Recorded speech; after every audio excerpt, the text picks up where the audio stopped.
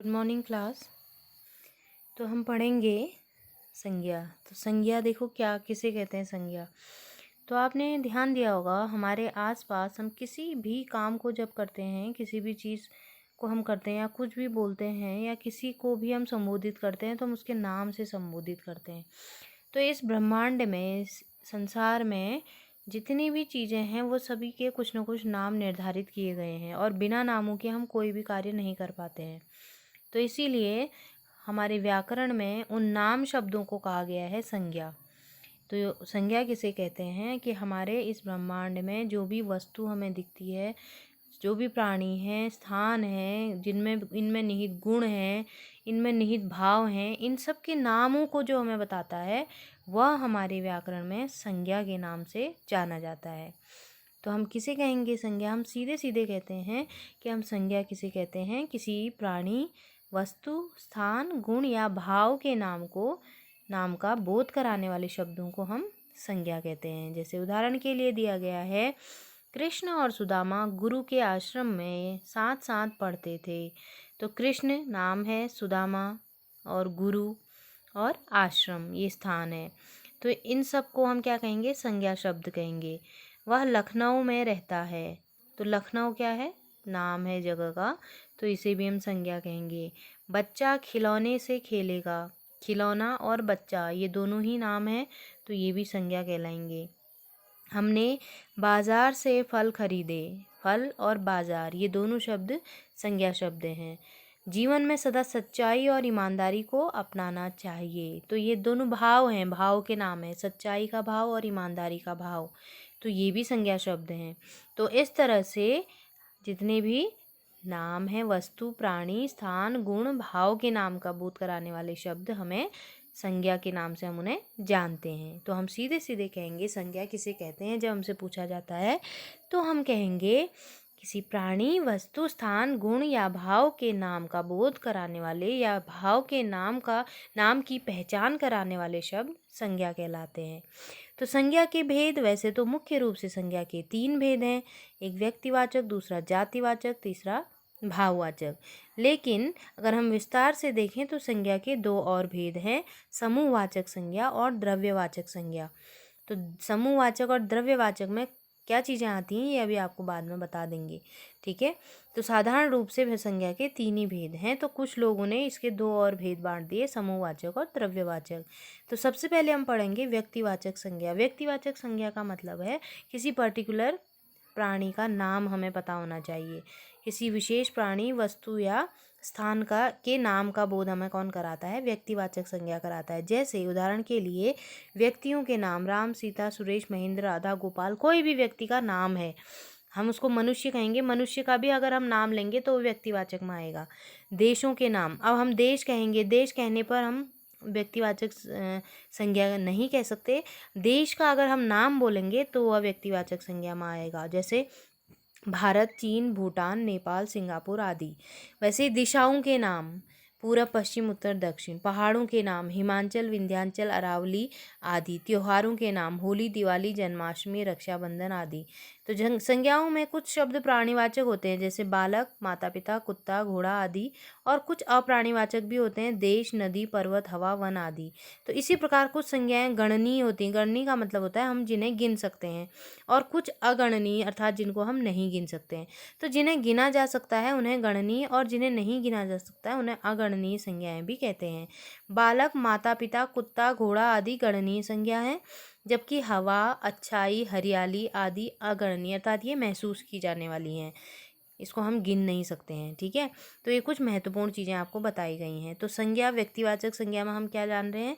हम सीधे सीधे क्या जान रहे हैं? प्राणी का नाम जान रहे हैं, वस्तु का नाम जान रहे हैं और स्थान का नाम जान रहे हैं, ठीक है। इनके नाम के बारे में पता चलेगा। जैसे नदियों के नाम देखिए, अगर हम नदी कहें तो वो व्यक्तिवाचक संज्ञा नहीं होगा, अगर नदी का नाम बोलेंगे तो व्यक्तिवाचक होगा। देखो गंगा, यमुना, सरस्वती, कावेरी, गोदावरी, अलकनंदा आदि। समुद्रों के नाम, हिंद महासागर, अरब सागर, प्रशांत महासागर, भूमध्य सागर आदि। ऐसी नगरों के नाम, ऐसी पुस्तकों के नाम, दिनों व महीनों के नाम, ग्रहों व नक्षत्रों के नाम। तो नाम जितने भी हैं वह सब कहाँ आ जाएंगे? व्यक्तिवाचक संज्ञा में आ जाएंगे। कई बार क्या होता है, देखिए व्यक्तिवाचक संज्ञा का जातिवाचक संज्ञा के रूप में भी प्रयोग होता है। वो कैसे होगा, जैसे कुछ समान गुण दोष वाले जो व्यक्ति होते हैं वो उन व्यक्तियों को भी हम एक पर्टिकुलर व्यक्ति का नाम दे देते हैं। जैसे हमारे इस भारत में बहुत ऐसी महान स्त्रियां हैं जो सीता और सावित्रियों से जिनकी तुलना होती है, तो हम कहते हैं कि हमारा देश सीता और सावित्रियों का देश है। जबकि सीता एक ही थी, व्यक्तिवाचक संज्ञा थी, लेकिन फिर भी हम उस जैसी उनके जैसी गुणों वाली जो महिलाएं हैं उनको भी उनकी उपाधि देने के लिए हम बहुवचन में इसका प्रयोग करते हैं और जातिवाचक में प्रयोग करते हैं।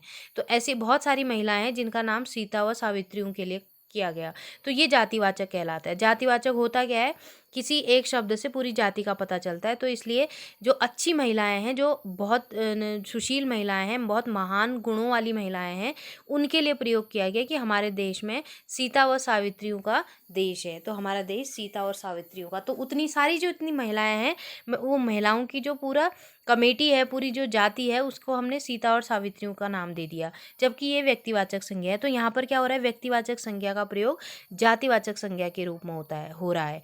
कहीं पर क्या होता है, जातिवाचक संज्ञा का प्रयोग व्यक्तिवाचक में हो जाता है। तो पूरी एक जाति से हम जब जानते हैं, जैसे गांधी है, गांधी एक जाति है, गांधी कोई पर्टिकुलर एक की जाति नहीं है, बहुत सारे लोगों की जाति है गांधी। तो गांधी पर अगर हम इसको गांधी शब्द को व्यक्तिवाचक के रूप में प्रयोग करें तो देखिए कैसे करते हैं। गांधी अहिंसा के पुजारी थे, तो अगर हम गांधी अहिंसा के पुजारी थे कहेंगे तो हमारे दिमाग में केवल एक ही गांधी का ध्यान आएगा, वो कौन थे, महात्मा गांधी। तो इस तरह से हमने जातिवाचक अर्थात जो एक पूरी कास्ट को रिप्रेजेंट कर रहा था गांधी शब्द, उसको हमने व्यक्तिवाचक के रूप में प्रयोग कर लिया। समझ में आया। तो इस तरह से हमने जातिवाचक का काम व्यक्तिवाचक में कर दिया। वैसे ही पंत प्रकृति के उपासक थे, तो पंत ये सुमित्रानंदन पंत की बात हो रही है। उनकी प्रकृति प्रेमी थे वे, और उनसे संबंधित रचनाओं के आधार पर कहा गया है कि वो प्रकृति के उपासक थे। वैसे ही नेहरू के आदर्श महान थे। तो नेहरू एक कास्ट है, नेहरू किसी की भी कास्ट हो सकती है, लेकिन यहाँ पर नेहरू, जवाहरलाल नेहरू की बात हो रही है। तो जातिवाचक संज्ञा से हमने व्यक्तिवाचक संज्ञा का काम किया। तो इस तरह से ये हमारा कंप्लीट हुआ। तो इसके बाद हम पढ़ेंगे जातिवाचक संज्ञा। तो जातिवाचक जो शब्द किसी विशेष वर्ग, जाति और प्राणियों को एक नाम से संबोधित करे या एक ही शब्द से संबोधित करें, हम उसे जातिवाचक कहते हैं। जैसे स्त्री, स्त्री कहें तो पूरी स्त्री जाति की बात होती है। पुरुष कहें तो पुरुष जाति, बालक बालिका, ऐसे लड़का लड़की, गाय घोड़ा, कुत्ता, पर्वत, गांव, नगर, नदी आदि। तो यहाँ पर पर्टिकुलर किसी नगर का नाम नहीं है, किसी नदी का नाम नहीं है, गांव का नाम नहीं है। तो ये पूरा कंबाइंड कॉमनली एक किसी एक को जाति को हमें बता रहा है। वैसे ही भाववाचक संज्ञा है। भाववाचक संज्ञा भी क्या है, देखो कि इन्हीं वस्तु जो हमने अभी तक पढ़े, वस्तु, प्राणी और स्थान, इनके गुण और दोष हमें बताता है भाववाचक संज्ञा। इनमें क्या गुण हैं, क्या दोष हैं। जैसे मनुष्य है तो वो अच्छा है, मनुष्य की अच्छा व्यक्ति है तो अच्छा व्यक्ति है या बुरा व्यक्ति है, तो उसकी अच्छाई, तो उस मनुष्य में निहित भाव हम बताएंगे यहाँ पर, उसमें अच्छाई का भाव है। ठीक है। क्रोध, कोई व्यक्ति को बहुत क्रोध आता है तो हम कहेंगे वो क्रोध, उस व्यक्ति में क्रोध का भाव है। शत्रुता, तो दो लोगों में शत्रुता हो रही तो हम कहेंगे शत्रुता का भाव है इन दोनों में। मित्रता हो रही तो मित्रता का भाव है। तो ये भाववाचक संज्ञा काम करती है क्या, वस्तु, प्राणी, स्थान के गुण और दोषों को बताना, उनकी अवस्थाओं को बताना और उनके अंदर निहित भाव को बताना। तो ये भाववाचक संज्ञा का काम होता है। तो भाववाचक संज्ञाओं का कोई रूप या आकार नहीं होता है, इन्हें न देखा जाता है, हम इन्हें न स्पर्श कर सकते हैं, इन्हें हम केवल महसूस कर सकते हैं, हम इनको फील करते हैं, इनका अनुभव करते हैं। तो भाववाचक संज्ञाओं की रचना अनेक प्रकार से होती है। किस प्रकार से होती है जरा हम जानेंगे इसको। ठीक है। तो जातिवाचक संज्ञा से भाववाचक संज्ञाओं की रचना होती है, सर्वनामों से होती है, विशेषणों से होती है, क्रिया विशेषण से होती है, अव्यय से होती है। ठीक है। जातिवाचक संज्ञाओं से किस प्रकार होती है, स्वामी, स्वामित्व। देखिए जातिवाचक संज्ञा भाववाचक संज्ञा बना रही है। स्वामी शब्द है तो उसका स्वामित्व, जब स्वामित्व का भाव है तभी वो हमारा क्या है, स्वामी है। शत्रुता का भाव है तो वो हमारा क्या है, शत्रु है। मित्रता का भाव है तो मित्र है। तो इस तरह से जातिवाचक से भाववाचक बन रहे हैं, देखिए पूरे इसमें दिया गया है। दूसरा है हमारा सर्वनाम से भाववाचक संज्ञा बनाना। तो सर्वनाम शब्दों से भी भाववाचक बनती है। आप, आपा, अपना, अपनत्व, स्व, स्वत्व, निज, निजता। तो इस तरह से इस तरफ भी हैं सर्व, सर्वस्व, मम, ममत्व, अहम, अहंकार, पराया, परायापन। तो इस तरह से सर्वनाम से भाववाचक बनते हैं। वैसे विशेषण से भी भाववाचक संज्ञा बनती है। ठंडा है तो ठंडक हो जाएगा, ठंडक का भाव होगा तभी हम ठंडा कह पाएंगे। गर्मी लगेगी तो हम कहेंगे गर्म। फिर खटास है तो खट्टा कहेंगे, गंदगी है तो हम गंदा कह देंगे, एकता होगी तो हम कहेंगे हम एक हैं, महानता होगी तो हम उसको महान कह देंगे, विशेषण मिल जाएगा। लालिमा छाएगी तो हम उसको लाल कह देंगे। हरियाली होगी तो हरा कह देंगे। तो इस तरह से विशेषण से भी भाववाचक संज्ञा बनती है। और क्रियाओं से भाववाचक संज्ञा किस प्रकार बनती है, देखो। पढ़ना है तो पढ़ाई, हंसना है तो हंसी, उड़ना है तो उड़ान, दौड़ना है तो दौड़, हारना हार, वैसी खोजना खोज, गिरना गिरावट। तो इस प्रकार से क्रिया शब्दों से भी भाववाचक बनती है। 5 प्रकार से बनती है, देखो। नंबर 1 जातिवाचक से, दूसरा सर्वनाम, तीसरा विशेषण, चौथा क्रिया और पांचवा होगा आपका लास्ट अव्यय शब्दों से। तो अव्यय शब्दों से भी, अव्यय शब्द वे शब्द होते हैं जो हर जगह एक ही जैसे रहते हैं, जिनमें कभी कोई परिवर्तन नहीं आता है। तो आगे शब्द अव्यय है तो उसका भाव होगा आगा, पीछे है तो उसका भाव होगा पीछा, दूर है तो उसका भाव होगा दूरी, समीप है तो उसका भाव होगा समीपता, निकट है तो निकटता। तो इस तरह से हमारा अव्यय शब्दों से भाववाचक संज्ञा बनती है। तो 5 प्रकार से हमारी भाववाचक संज्ञा की रचना होती है।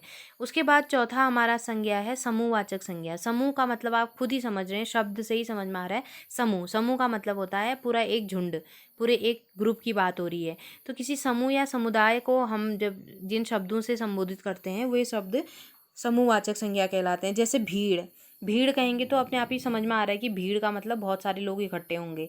वैसे ही परिवार, परिवार एक व्यक्ति से तो नहीं बनता है, परिवार में भी अनेक सदस्य होते हैं।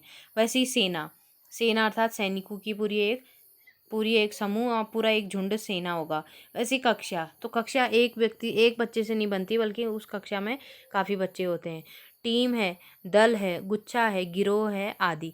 तो इस तरह से ये समूहवाचक संज्ञा कहलाती है, जहाँ पर हमें किसी एक ही शब्द से पूरे एक ग्रुप का पता चल जाता है, पूरी एक कौम का पता चल जाता है।